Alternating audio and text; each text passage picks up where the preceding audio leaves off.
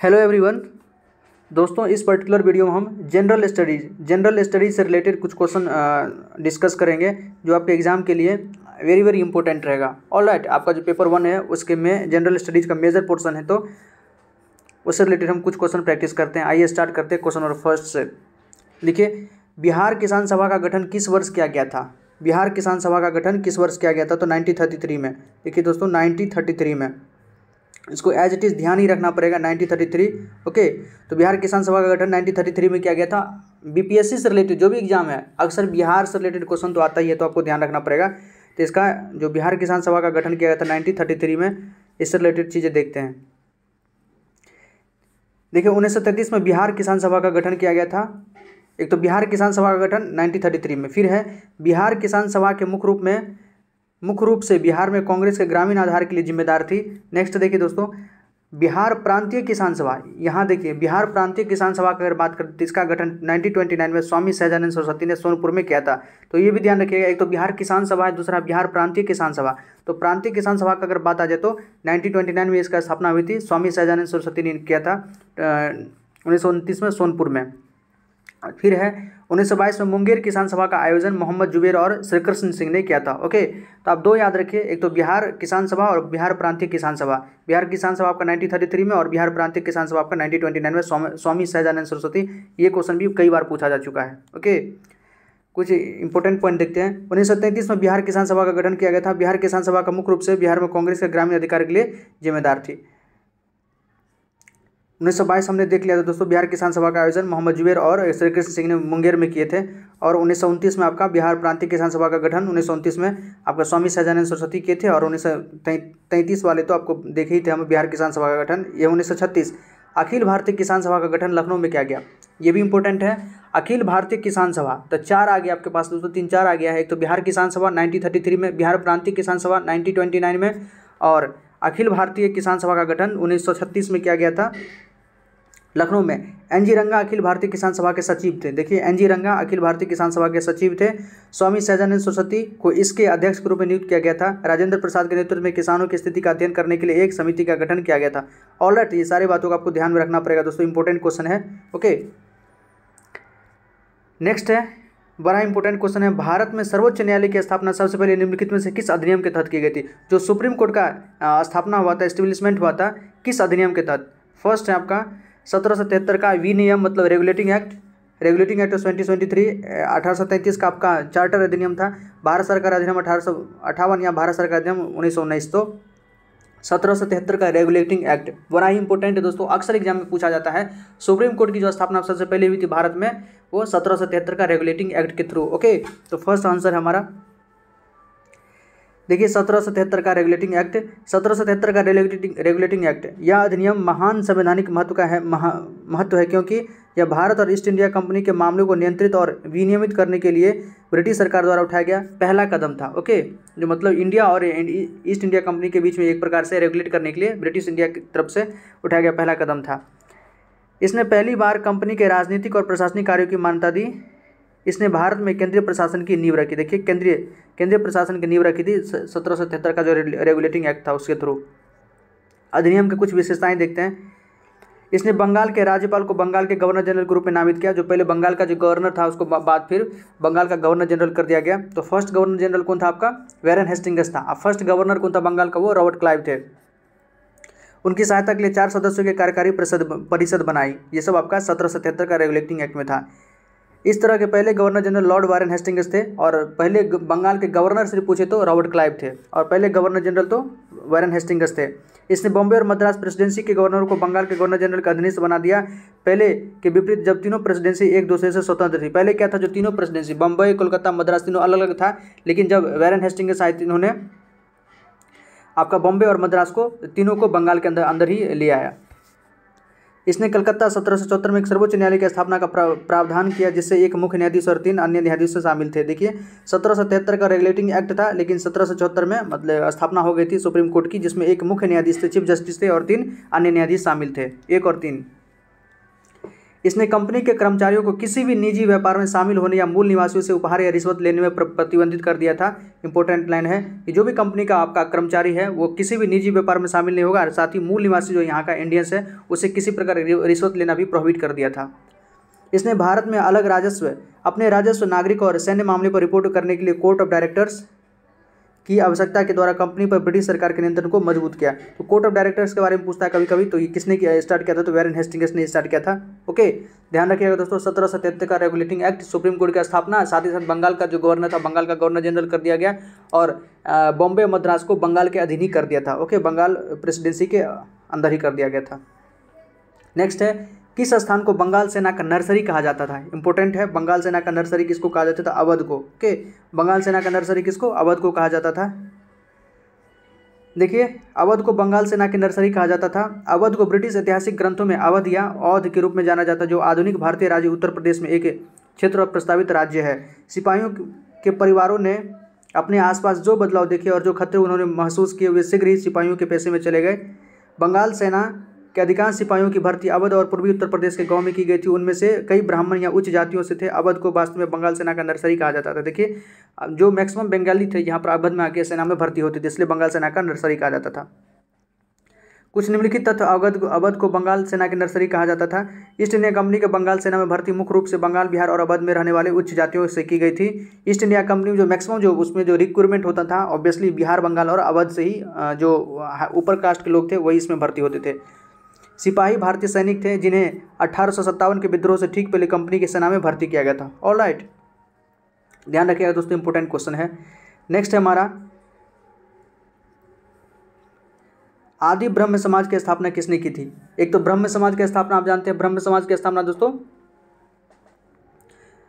राजा राम मोहन राय। आदि ब्रह्म समाज की स्थापना देवेंद्रनाथ टैगोर। किसने किया था? देवेंद्रनाथ टैगोर ने आदि ब्रह्म समाज की स्थापना की थी।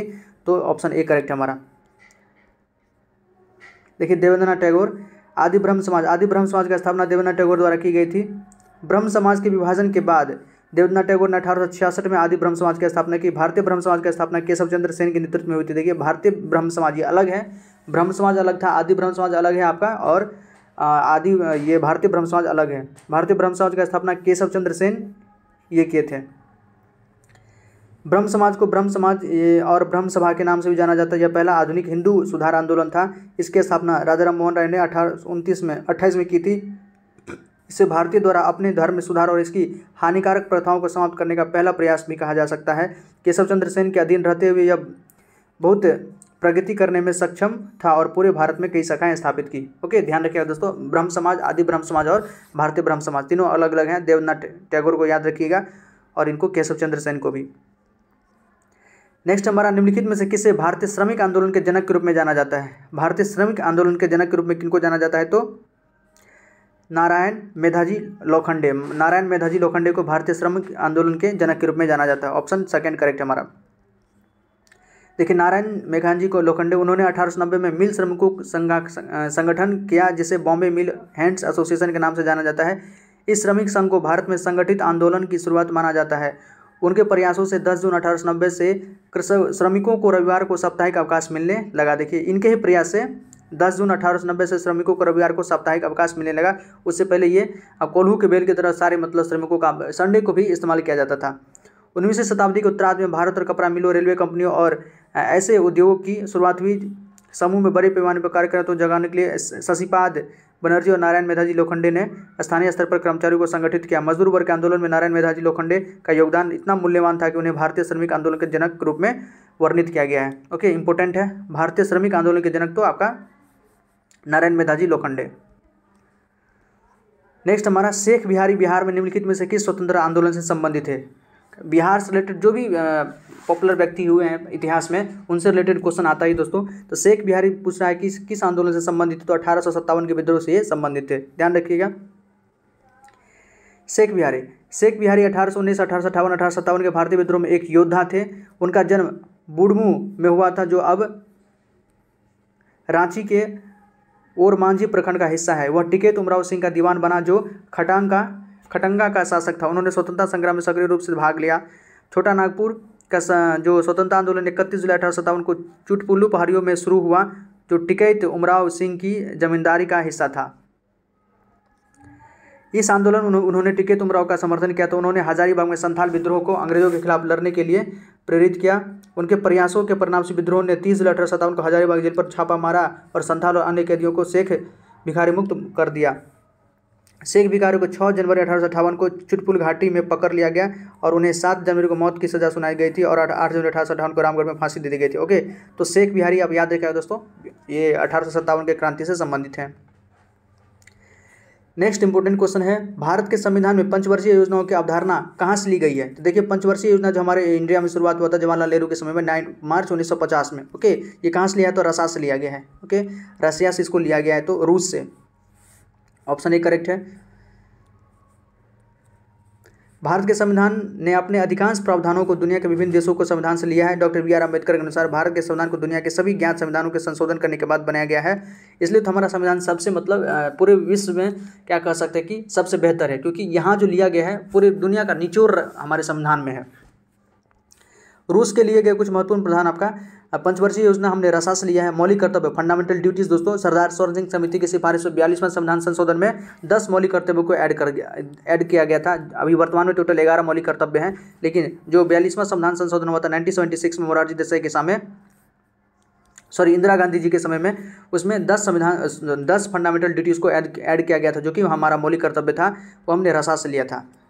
ब्रिटेन से क्या प्रावधान लिया गया? तो सरकार के संसदीय स्वरूप जो हमारा पार्लियामेंटेरियल जो एक प्रकार से ढांचा फ्रेमवर्क है, वो ब्रिटेन से लिया गया है। कानून के नियम, अधिकतर जो नियम वगैरह हमारा ब्रिटेन की जैसे ही है। एकल नागरिकता, सिंगल सिटीजनशिप हमारा क्या तो ब्रिटेन का से लिया गया है। भारत के नियंत्रक महालेखा परीक्षा का कार्यालय जो हमारा CAG comptroller and auditor general, उसका भी वहीं से लिया गया है। द्विसदन जो बाइकैमरल हमारा लेजिस्लेचर है, चाहे लोकसभा और राज्यसभा हो या इधर भी विधानसभा विधान परिषद, जो ऑब्वियसली बहुत सारे स्टेट में विधान परिषद नहीं है, लेकिन हम MP कहें तो दोस्तों लोकसभा और राज्यसभा ये बाइकैमरल हमारा, तो द्विसदनीय ये भी ब्रिटेन के संविधान से लिया गया है। USA से हमने क्या लिया है? तो मौलिक अधिकार जो हमारा फंडामेंटल राइट्स है, हमने कहाँ से लिया है? तो USA से लिया है। प्रस्तावना प्रियम्बल कहाँ से लिया है? तो USA से लिया है। न्यायपालिका की स्वतंत्रता इंडिपेंडेंसी ऑफ जो हमारा न्यायपालिका है, जुडिशरी सिस्टम है, वो भी यहाँ से लिया गया है। संयुक्त राज्य अमेरिका से न्यायिक समीक्षा यहीं से लिया गया है। तो महाभियोग इम्पीचमेंट, राष्ट्रपति पर महाभियोग लगाया जा सकता है, ये हमने US से लिया है। उपाध्यक्ष का पद ये भी US से लिया गया है। जर्मनी से क्या लिया गया? तो आपातकाल के दौरान मौलिक अधिकारों का निलंबन, इमरजेंसी के समय आपका जो भी फंडामेंटल राइट्स है उसका सारा का नहीं दोस्तों, आपको भी पता होगा कि जो प्राण और दैहिक स्वतंत्रता वो किसी भी कंडीशन में आपका कोई नहीं छीन सकता है, लेकिन मैक्सिमम आपका फंडामेंटल राइट्स भी आप इमरजेंसी के समय जो सस्पेंड हो सकता है, ये जर्मनी से लिया गया है। नेक्स्ट है, लोकसभा के अध्यक्ष को पद से किस स्थिति में निष्कासित किया जा सकता है? लोकसभा के स्पीकर को उसके पद से किस स्थिति में निष्कासित किया जा सकता है? तो देखिए, सदन के सभी तत्कालीन सदस्यों को बहुमत से पारित एक प्रस्ताव द्वारा, सदन में जो भी लोग हाउस में रहेंगे, मैक्सिमम पीपुल अगर उनको कोई प्रस्ताव पारित कर देता है, अगर मैक्सिमम आ जाता है एक प्रकार से वोटिंग, तो उस स्थिति में हम लोकसभा के स्पीकर को उसके पद से हटा सकते हैं।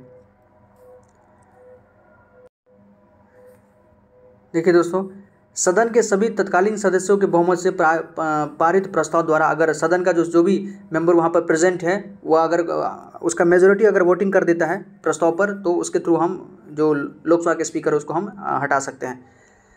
नेक्स्ट क्वेश्चन है हमारा, राज्य में विधान परिषद को किसके द्वारा समाप्त किया जा सकता है? जानते हैं आपके राज्य में विधान परिषद होता है, सारे स्टेट में नहीं है, जैसे बिहार में है, उत्तर प्रदेश में, तेलंगाना में, कर्नाटक में है, आपका महाराष्ट्र में है। तो इन सारे स्टेट्स में 5-6 स्टेट है दोस्तों, 6 स्टेट में आपका जो विधान परिषद है, तो विधान परिषद को किसके द्वारा समाप्त किया जा सकता है या कौन इसको बना सकता है? तो संसद, कौन हमारा पार्लियामेंट विधानसभा को बना सकता है या विधानसभा को विधान परिषद को समाप्त कर सकता है। तो ऑप्शन 4 करेक्ट है। भारत के संविधान के अनुच्छेद 169 के अनुसार भारत की संसद एक राज्य की राज्य विधान परिषद को एक साधारण बहुमत द्वारा बना या समाप्त कर सकती है। देखिए, जो आर्टिकल हमारा 169 है, ओके, इसमें लिखा गया है कि जो भारत की संसद है, पार्लियामेंट है, किसी राज्य की विधान परिषद को साधारण बहुमत से, सिंपल मेजोरिटी से उसको बना सकती है या उसको एंड कर सकती है, यदि उस राज्य की विधायिका विशेष बहुमत से उसके लिए प्रस्ताव पारित करती है तो। लेकिन उसके लिए क्या होगा कि उसके राज्य का जो भी विधायिका है, विधानसभा है, उसको पहले प्रस्ताव पारित करना पड़ेगा, ओके, विशेष बहुमत से। राज्य विधान परिषद राज्य सरकार को ना तो बना सकती है और ना ही भंग कर सकती है। देखिए, राज्य जो विधान परिषद है वो ना ही राज्य सरकार को बना सकती है ना ही उसको भंग कर सकती है। धन विधेयक पारित करने के लिए राज्य विधान परिषद को भी कोई भूमिका, धन विधेयक पारित करने में राज्य विधान परिषद की कोई भूमिका नहीं है। ये सेम है धन विधेयक। आप जानते हैं कि मनी बिल दोस्तों, मनी बिल चाहे लोकसभा हो या इधर विधानसभा हो, सिर्फ लोकसभा और विधानसभा में ही पारित किया जाता है मनी बिल। आपका वहाँ भी राज्यसभा में पारित नहीं किया जाता है और विधान परिषद में भी मनी बिल को पारित नहीं किया जाता है। ये तो सिंपल है।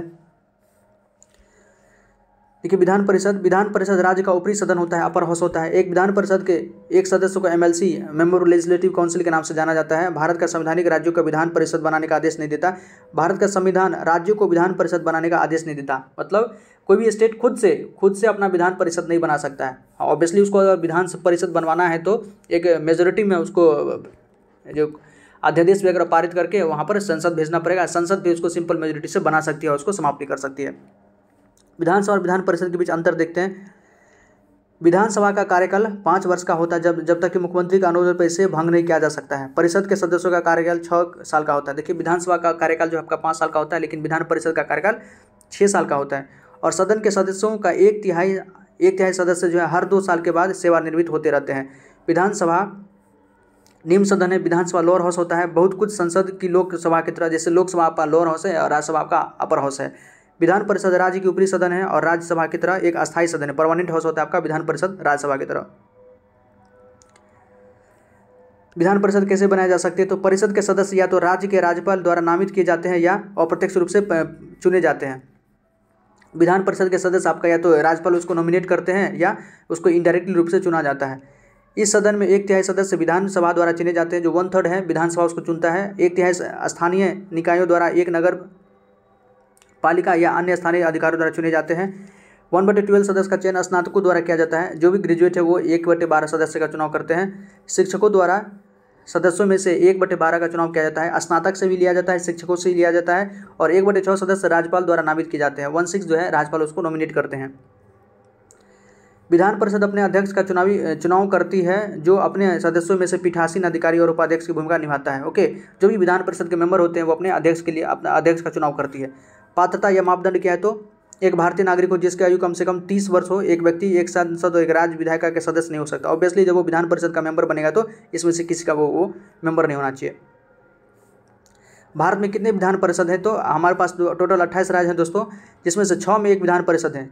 जो 6 स्टेट है उसमें विधान परिषद, इसमें आपका आंध्र प्रदेश है, बिहार है, कर्नाटक है, महाराष्ट्र, तेलंगाना और उत्तर प्रदेश है। हमने पहले भी डिस्कस किया था। विधान परिषद का सीट बिहार में दोस्तों कितना है? तो 75 सीट बिहार में विधान परिषद का है। विधानसभा का कितना सीट है बिहार में? तो 243, आपको पता होगा। ओके, उत्तर प्रदेश में बात करें दोस्तों तो वहाँ लोकसभा की सीट कितनी है? तो 80 है। राज्यसभा की सीट कितना है? तो 31 है। विधानसभा की सीट कितना है? तो 403 है। और विधान परिषद का सीट कितना है? तो वहाँ पर 100 है। ओके, ये उत्तर प्रदेश में मैक्सिमम है। विधान परिषद कहिए, लोकसभा कहिए, राज्यसभा कहिए, सारा सीट मैक्सिमम कहाँ पे? तो आपका उत्तर प्रदेश में। Next very very important question है, निम्नलिखित में से कौन सा संगठन भारत में सकल घरेलू उत्पाद जीडीपी की गणना करता है? भारत का ऐसा कौन सा ऑर्गेनाइजेशन है जो जीडीपी का मतलब कैलकुलेशन करता है? तो राष्ट्रीय सांख्यिकी कार्यालय, जो हमारा नेशनल स्टैटिस्टिकल ऑर्गेनाइजेशन है, ये जीडीपी का गणना करता है। देखिए भारत में सकल घरेलू उत्पाद की गणना भारतीय सांख्यिकी कार्यालय करता है। राष्ट्रीय सांख्यिकी कार्यालय NSO ने अनुमान लगाया कि 2019-20 की पहली छमाही में भारत की जीडीपी इतना प्रतिशत की बढ़ोतरी है, जो दूसरी छमाही में इतना हो जाएगा। अखिल भारतीय स्तर पर विभिन्न क्षेत्रों में बड़े पैमाने पर नमूना सर्वेक्षण के संचालन के लिए एक NSO उत्तरदायी है। एक ग्रामीण और शहरी मूल्यों पर डेटा एकत्र करता है और राज्य एजेंसियों के क्षेत्र गणना और फसल आंकलन सर्वेक्षणों की निगरानी के माध्यम से फसल के आंकड़े के सुधार की महत्वपूर्ण भूमिका निभाता है। ओके, तो NSO याद रखिएगा, राष्ट्रीय सांख्यिकी कार्यालय, ना कि राष्ट्रीय सांख्यिकी संगठन नहीं दोस्तों, राष्ट्रीय सांख्यिकी कार्यालय। नेक्स्ट, भारत का पहला उच्च न्यायालय, जो भारत का फर्स्ट हाईकोर्ट था, कहाँ स्थापित किया गया था? ये भी कोलकाता में हाईकोर्ट स्थापित किया गया था। कोलकाता, भारत का पहला उच्च न्यायालय कोलकाता में स्थापित किया गया था। इसे पहले फोर्ट विलियम में न्यायिक उच्च न्यायालय कहा जाता था। फोर्ट विलियम में न्यायिक उच्च न्यायालय कहा जाता था। यह भारतीय उच्च न्यायालय अधिनियम 1861 के तहत जारी किया गया था। देखिए जो हाईकोर्ट का एक्ट था 1861 का, उसके द्वारा इसको एस्टेब्लिश किया गया था। इसे औपचारिक रूप से 1 जुलाई 1862 को खोला गया था। सर बॉन्स पीकॉक कलकत्ता उच्च न्यायालय के पहले न्यायाधीश के रूप में थे। देखिए बॉन्स पीकॉक जो थे कलकत्ता उच्च हाईकोर्ट के पहले मुख्य न्यायाधीश के रूप में थे। न्यायमूर्ति सुबुनाथ पंडित कोलकाता उच्च न्यायालय के न्यायाधीशों के रूप में पद ग्रहण करने वाले पहले भारतीय थे। ये भी इंपॉर्टेंट है आपका, न्यायमूर्ति सुबुनाथ पंडित। तो सुबुनाथ पंडित है कोलकाता उच्च न्यायालय के न्यायाधीश के पद पर ग्रहण करने वाले पहले भारतीय थे। ऑलराइट दोस्तों, इससे पहले हमने देखा था कि सुप्रीम कोर्ट की स्थापना हुई थी 1773 के रेगुलेटिंग एक्ट के थ्रू। वो भी कहाँ हुआ था आपका, कोलकाता में। सुप्रीम कोर्ट की स्थापना सबसे पहले कहाँ हुआ था, कोलकाता में 1773 के रेगुलेटिंग एक्ट के थ्रू। नेक्स्ट क्वेश्चन है, उच्च न्यायालय द्वारा व्यक्ति की स्वतंत्रता की सुरक्षित करने के लिए निम्नलिखित में से कौन सा रिट जारी किया जा सकता है। उच्च न्यायालय जो हमारा हाई कोर्ट है, किसी व्यक्ति के स्वतंत्रता के लिए किस प्रकार का रिट जारी कर सकता है या कौन सा रिट जारी कर सकता है। हम जानते हैं दोस्तों कि 5 प्रकार का रिट सुप्रीम कोर्ट जो आर्टिकल 32 के अनुसार 5 रिट जारी करती है, और 226 के थ्रू हाई कोर्ट जो है ये 6 प्रकार के रिट जारी करती है दोस्तों। ओके, तो देखिए आपका बंदी प्रत्यक्षीकरण, किसी व्यक्ति की स्वतंत्रता के लिए कौन सा रिट जारी करता है, तो बंदी प्रत्यक्षीकरण।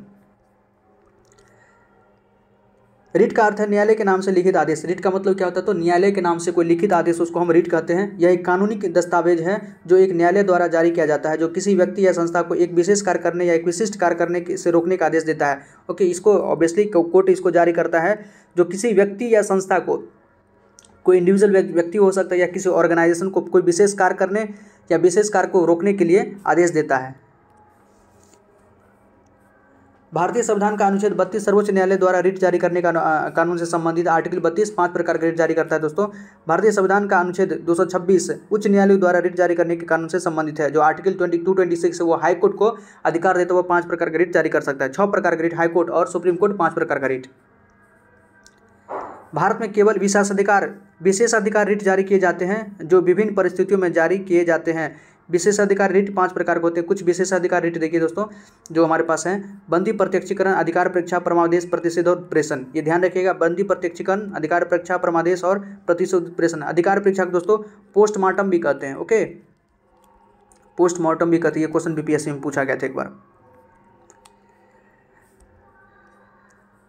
बंदी प्रत्यक्षीकरण रिट किसी व्यक्ति की स्वतंत्रता को सुरक्षित रखने के लिए जारी किया जाता है। किसी व्यक्ति की स्वतंत्रता को जारी रखने के लिए बंदी प्रत्यक्षीकरण रिट जारी किया जाता है। यह एक रिट है जिसमें गिरफ्तारी के तहत किसी व्यक्ति को न्यायाधीश या अदालत के सामने लाया जाना आवश्यक है, विशेष रूप से व्यक्ति की रिहाई को सुरक्षित रखने के लिए, जब तक कि उसकी नजरबंदी के लिए वैध आधार नहीं दिखाए जाते। इसका उद्देश्य यह सुनिश्चित करना है कि कैदी की स्वतंत्रता या स्वतंत्रता के बाधा डालने वाले गैरकानूनी नजरबंदी को मामले में तेजी से न्यायिक समीक्षा प्रदान की जाए। ऑलराइट, ध्यान रखिएगा, अच्छा क्वेश्चन है। नेक्स्ट है, नीति आयोग की शासी परिषद में कौन शामिल है। जो नीति आयोग का गवर्निंग काउंसिल है आपका, governing council of NITI Aayog, इसमें कौन कौन शामिल है। प्रधानमंत्री, सभी मुख्यमंत्री,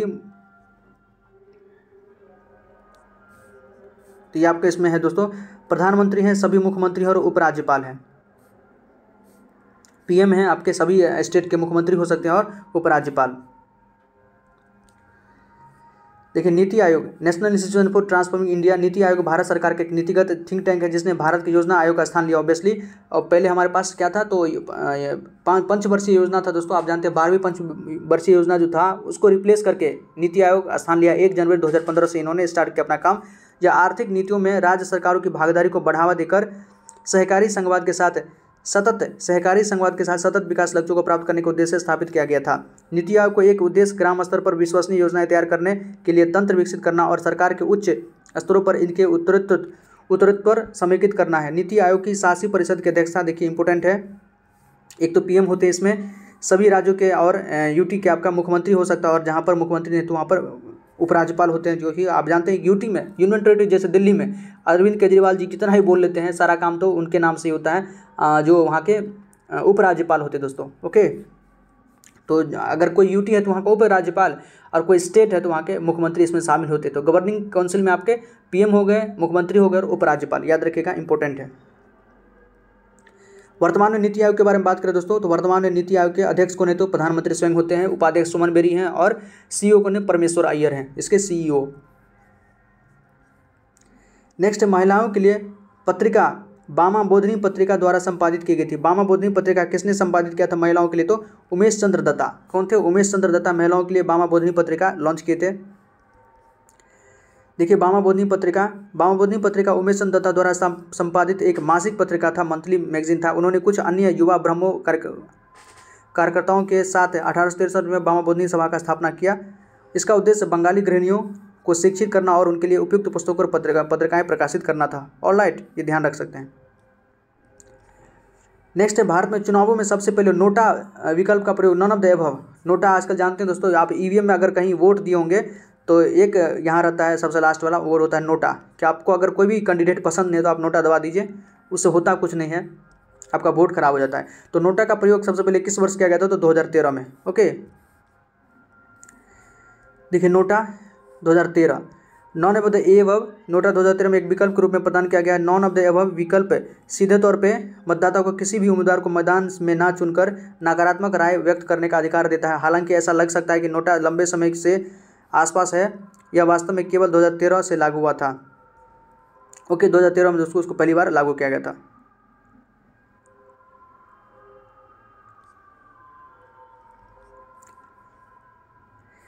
पहली बार इसका इस्तेमाल राजस्थान, मध्य प्रदेश, छत्तीसगढ़, मिजोरम, नई दिल्ली में हुए विधानसभा चुनाव के दौरान किया गया था। जगह ध्यान रखिएगा दोस्तों, राजस्थान में, मध्य प्रदेश, छत्तीसगढ़, मिजोरम, दिल्ली में हुए विधानसभा चुनाव में दौरान किया गया था। 27 दिसंबर 2013 को भारत के सर्वोच्च न्यायालय ने निर्णय सुनाया कि चुनाव में none of the above vote दर्ज करने का अधिकार लागू होना चाहिए, जबकि चुनाव आयोग को इलेक्ट्रॉनिक वोटिंग मशीनों में उसी के लिए एक बटन प्रदान करने का आदेश देना चाहिए। 2013 में सुप्रीम कोर्ट द्वारा निर्धारित लोकसभा और विधानसभा चुनावों के लिए नोटा का विकल्प प्रदान किया गया है। राज्यसभा चुनावों में नोटा का विकल्प 2014 में चुनाव आयोग द्वारा पेश किया गया था। 11 सितंबर 2018 राज्यसभा और राज्य विधान परिषद के चुनाव के लिए एक बैलेट पेपर पर उपयुक्त में से कोई नई विकल्प का प्रावधान वापस लेने के संबंध में। नेक्स्ट, बिहार विधान परिषद का गठन निम्नलिखित में से किस अधिनियम द्वारा किया गया था? बिहार विधान परिषद रिलेटेड, बिहार से रिलेटेड सारा क्वेश्चन रहता है दोस्तों, ये भी क्वेश्चन इंपॉर्टेंट है कि बिहार विधान परिषद का गठन निम्नलिखित में से किस अधिनियम द्वारा किया गया था? तो भारत सरकार अधिनियम 1912 का जो भारत सरकार अधिनियम है उसके द्वारा बिहार विधान परिषद का गठन किया गया था। देखिए 1 अप्रैल 1912 को चार्ल्स स्टुअर्ट बेली बिहार और उड़ीसा राज्य के लेफ्टिनेंट गवर्नर बने। बिहार विधान परिषद का गठन भारत सरकार अधिनियम 1912 द्वारा भारतीय परिषद अधिनियम 1861 और 1909 में संशोधन करके राज्यपाल को सलाह देने के लिए किया गया था। बिहार विधान परिषद का गठन 1912 में हुआ था। 12 दिसंबर 1911 को भारत सरकार द्वारा बिहार और उड़ीसा को एक नए प्रांत निर्माण किया गया था। अब जानते हैं कि 1911 में बंगाल विभाजन को जो रद्द कर दिया गया था, लेकिन बिहार को बंगाल से अलग कर दिया गया था दोस्तों। भारत सरकार 22 मार्च को बिहार जो है बंगाल से अलग हो गया था। भारत सरकार अधिनियम 1919 के अनुसार 1920 में बिहार और उड़ीसा को राज्यपाल प्रांत घोषित किया गया था। 1912 में विभिन्न श्रेणियों में संबंधित कुल 43 सदस्यों वाली बिहार विधान परिषद का गठन किया गया था। परिषद की पहली बैठक 20 जनवरी 1913 को पटना कॉलेज बांकीपुर में बुलाई गई थी।